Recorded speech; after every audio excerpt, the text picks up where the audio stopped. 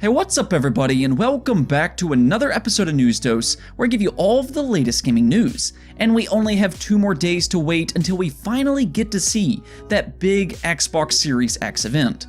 As for today though, we got a lot of new information on several games from PlayStation 5 games to Xbox Series X, as well as games for this generation. Also, Phil Spencer opened up on Xbox Game Pass and if it will ever be available on competitor platforms such as the Nintendo Switch or even a PlayStation console. So stay tuned for that, but before we get into that, let's get right into all of these game updates because we really do have a lot to go over here, starting off with the PlayStation 5. I actually meant to talk about this yesterday, but on Friday I posted a video and right at the beginning we talked about Far Cry 6. And based off what a Ubisoft customer support representative said on Twitter, it appeared that Far Cry 6 would not reach 4K resolution on the PlayStation 5. This was a little bit surprising because even though the Xbox Series X is the more powerful console, I would think that the early generation games would be able to reach 4K resolution. I could see running 4K 60 frames being an issue at times because ray tracing is incredibly demanding, but otherwise I would think that they could both reach 4K. Well, the good news here is that Ubisoft did post an update to clarify that the box art we are seeing with Xbox consoles being the only consoles to have 4K ultra high definition is specifically talking about Xbox only. So there is still no confirmation on what resolution Far Cry 6 is on the PlayStation 5. So there is still hope that it can reach 4K, though I don't know why Ubisoft doesn't just announce this unless they just don't know themselves, or there is some kind of marketing deal with Xbox where they can't talk openly about PlayStation consoles. I guess we'll just have to wait and hear more on this one, but I do imagine it will be 4K resolution when all is said and done. Now, we did get another update for another PlayStation 5 game. Insomniac Games has now confirmed that the PlayStation 5 launch exclusive Spider-Man Miles Morales will have a performance mode which will allow you to turn down some of the graphical features in order to obtain 60 frames per second. This is something that we have been seeing with the PlayStation 4 Pro and the Xbox One X, where some games do allow you to choose between higher resolution or higher frame rate. But the good news here is that you will actually be able to run Miles Morales in both 4K and 60 frames per second in performance mode, so they likely are turning down other features. Maybe ray tracing, shadows, textures, and other things like that, but I really do appreciate the options here. A lot of fans were angry when they found out that Assassin's Creed Valhalla would only run at 30 frames per second on next generation consoles, and it would have been nice to have options on that game as well, so kudos to Sony here for giving fans options. With that said, this does not bode well for turning every feature up to max on the PlayStation 5 and having both 60 frames and 4K resolution, but still, just having these options will be nice for fans, so I do hope they continue to do that for games that cannot reach 60 frames. In other news, Ubisoft has been in a bit of trouble recently with sexual misconduct issues. Well, now apparently Ubisoft said no to an only female lead in Assassin's Creed Odyssey. So check this out. Cassandra in Odyssey was supposed to be the only protagonist, but the creative lead Serge Hoskiot, which I'm sure I'm butchering his name, and the marketing team within Ubisoft said, women don't sell, which is why they forced Odyssey to have an option for both a male and female lead. Now, I'm not against options, but this is an appalling statement. It's not the options that is the problem, just the statement alone. I don't know about you, but some of my favorite games ever made has been with female leads. I love the Tomb Raider franchise with Lara Croft, especially the reboots.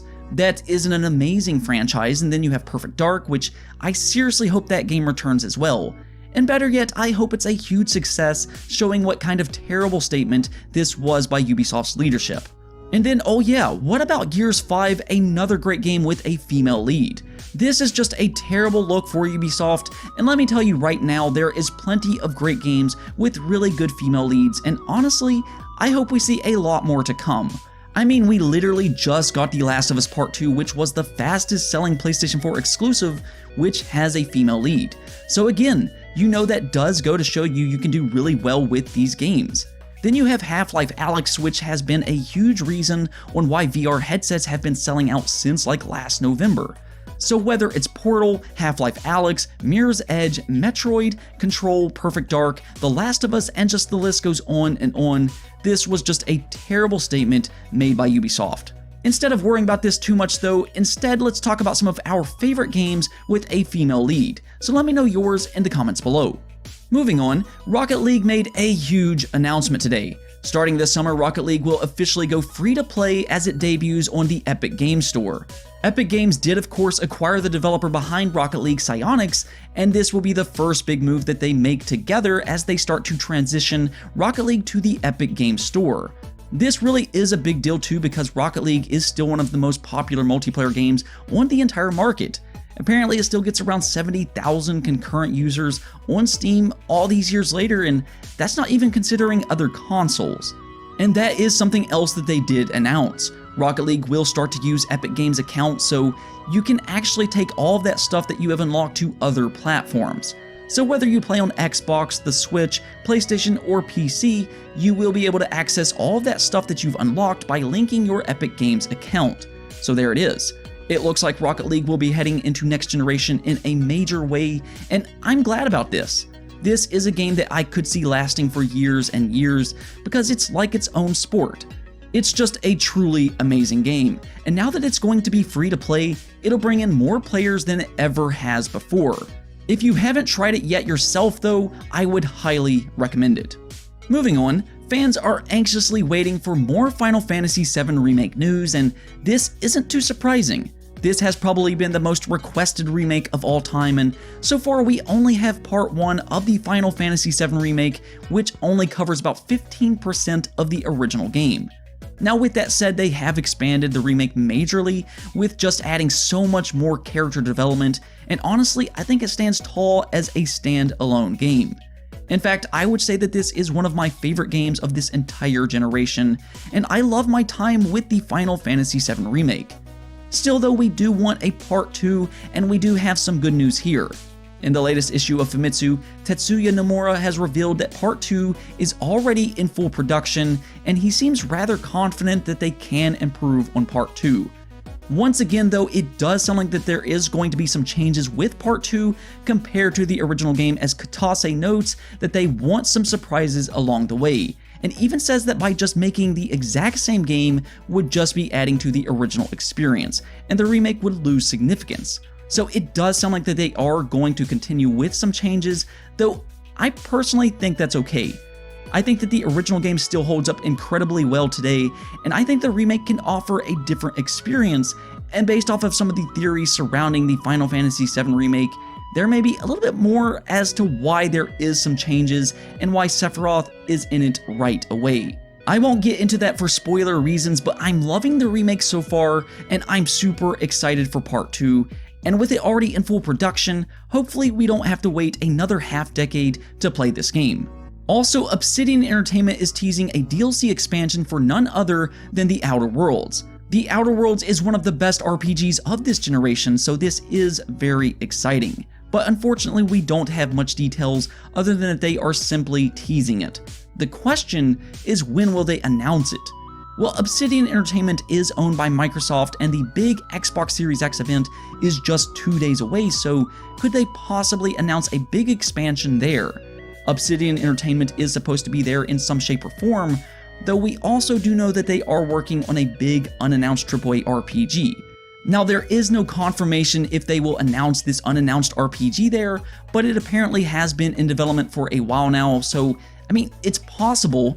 However, maybe they just announce this Outer Worlds expansion here and then talk about their new game at a later date. I would prefer if they announced their new game on the 23rd, but honestly, I would keep an eye out for the Xbox pre-show. It has been confirmed that they will be announcing some new stuff during the pre-show before the actual event on the 23rd, and an Outer Worlds expansion might be a good announcement for that pre-show. I also expect some Battletoads information there, maybe Psychonauts 2, Wastelands 3, and Gears Tactics. For that matter, I really like how they have structured this event.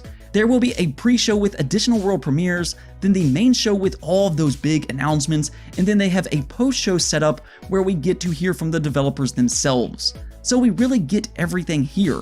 I personally like hearing from developers because you do get a lot more detail from them, so I really like this setup and we really may be in store for a special event. Only 2 more days, right? Well, actually, the week of Xbox technically started today as they already released 70+ demos for you to check out right now until the 27th. This includes Crystals and Destroy All Humans among several other games, so go check those games out on your Xbox One. Now let's talk about Xbox Game Pass for a moment because Phil Spencer shot down a long-running rumor that Xbox Game Pass would eventually head over to competing platforms such as the Nintendo Switch and the PlayStation. This is something that fans have theorized over for a long time as Microsoft has released their game streaming service xCloud on mobile devices and PC. We were even seeing some Xbox first-party games come over to the Switch, such as Ori and the Blind Forest, though Phil Spencer almost seems to regret doing that as it has led to fans theorizing about other Xbox games coming to the Switch, even though they're not. No, the Switch will more than likely not be getting Halo the Master Chief Collection. Well, now Phil Spencer has also shut down those rumors that Xbox Game Pass will come to the Switch and PlayStation, and notes that this is because you cannot have the full Xbox experience on those consoles. He notes that you can bring the full Xbox experience to phones and PC, which is why they can bring Xbox Game Pass to those platforms, but it just will not happen on competing platforms. And that's fair. I don't think either Sony or Nintendo would allow their services on their platform, and I know there is still speculation on xCloud coming to competing platforms, which could make this possible. But honestly, I don't think that will happen either. Not just because Microsoft won't allow it, but also because Nintendo and Sony probably would not be too happy with a hardware competitor trying to sell games that may be already on their own storefront. But there you have it. If you want to play Xbox Game Pass games, you're going to have to either invest in an Xbox console or play it on PC or xCloud come this September. Now for the last topic of the day, and this will be a quick update. TemTem, otherwise known as the Pokemon-style MMO for PC, is getting its biggest update yet with the addition of a new island, new monsters to catch and fight with, new gear, and new attack animations. This will be available starting today, so go check it out right now. TemTem is still technically in early access on PC, but with this big update, it is closer to full release, which is really good news for fans waiting on the console version. TemTem has been announced for console, so even though console players don't get to play this update just yet, it's still good news for those waiting as well. Anyways though, that's it for this episode, but if you liked the video, don't forget to hit the bell notification and subscribe button for more content just like this. Also, if you want to support the channel on Patreon, that would be greatly appreciated. Peace out.